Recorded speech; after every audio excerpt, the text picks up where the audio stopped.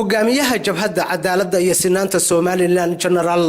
Saciid Cawil Jaamac Caare ayaa saldhigiisa ku soo dhaweeyay mulkiilihii hay'adda leysamada lafta ah ee Somaliland. Assalamu alaykum wa rahmatullahi wa barakatuh.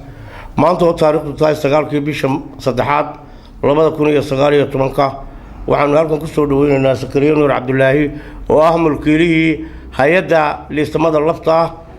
ee maamulka Somaliland inuu xadka ka sii baxayo oo aan dawladda ka jirin waxa cadeynaysa isagoo ah mulkiilihii lafta ayuu maanta wuxuu ila joogaa tariskaygii waana ku soo dhaweeyay xafladan maanta isagaanu qabanay. Sakariya Nuur Cabdullaahi ayaa sheegay in uu ahaa mulkiilihii hay'addaas isla markaana si looga musuqmaasuqay hay'addiisi loogana qaaday waa sida uu hadalka u dhigay. Sakariya Nuur Cabdullaahi waxaan ahay qandaraaslihii liisamada lafta ee kaadharka Somaliland ID card uu yahay aqoonsigiisa runtii xukuumadii dawladda gacanteeda ku qabanaysa shaqada ama adeegga aan qaranka u hayay waxay noqotay in uu dawladda la sheegay ay noqotay muwaadin qayrka ah nin dhalinyaro ah oo ay hayb wadaagaan wasiirka wasaaradda gaadiidka iyo madaxweynaha maamulka Somaliland Muuse Biixi. runtii markii arintaas aanu soo xaqiiqsanay cadeymahoodii iyo documentskoodii wixiiba aanu soo helnay kala hadalnay wasiirka wasaaradda gaadiidka runtiina uu si bareer ah uga bareeray waxay noqotay inaanu mataqaanaa arinta aanu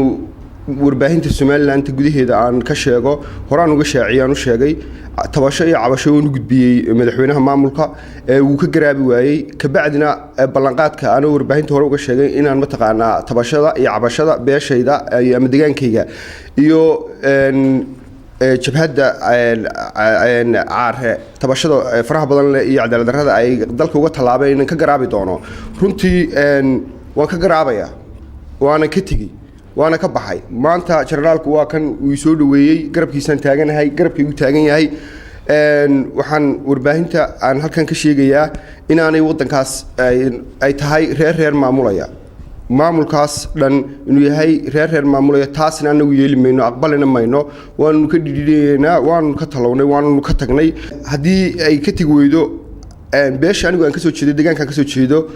naanays baa uga baxday xilliga ololaha doorashada oo waxa lagu naanaysaa ama naanays soo baxday ka raacday jeegaan raac baleeda beesha anigu ka soo jeeday Xaaji Saalax hadiyado ay saa tahay hadana aniga iyo nin kale oo dhalinyaro ah oo isaguna qandaraasla 9 milyan dalka qandaraas 9 milyan dalka keenay nin ajkayga oo aanu isku haybnahay oo aanu maadarnahay oo leeyahay Mukhtaar Bulbul laftigiisu taat mid lamid ah maanta qalabkii iyo kambaniyadii uu dalka keenay uu 9 milyan ku maalgeliyay waa bacadyaal dekada berbere yaalaan saasi leeg baa isagana ay uga dhacday marka runtii waxaan halkaas ay taas muujinaysaa in deegaanada kale iyo beelaha kale marka anagu aanu saacna laga yeelay ama qaabkaan loo dhaqmay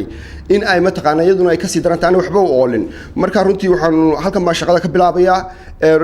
waxaan shaqadii ugu horeysay ama qandaraaskii ugu horeeyay waxaan u fulinayaa jabhadda dhammaan anigoo diiwaan gelinaya ciidamada jabhadda xuquuqul udirirka ah aqoonsiyo u sameynaya ka bacdina ina maamulkan oo aanu mataqaanaa maamulkaygii ah maamulka Puntland oo kaayagii ah oo aanu wax badan wadaagno inaanu mataqaanaa adeegii aan halka ka qaban jiray ana halkan aan ka qaban doono ayaan mataqaanaa rajaynayaa marka waxaan leeyahay dhalinyarada kale iyo dadka kale iyo intii mataqaanaa jabhaddu waxay maamulkan jabhaddu wuxuu diyaar u yahay inuu soo dhaweeyo qof tabasho ama cadaalad darro tirsanaya iyo qof kasta oo arkaya qaabkay u socdaan maaha adigoo kaliya inaad wax tirsato marmarka qaar waxa ku banaan oo waajibku ah inaad ka dhidido ama aad diido hab socdaan boobka dhaca cadaalad darrada awood sheegashada shaadka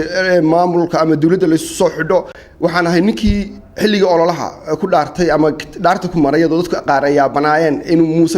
Muuse Biixi maamulka madaxweynaha Siinaay bedeli doono inuu noqdo runtii wax kale ugu mandhaaranayn waxay muuqatay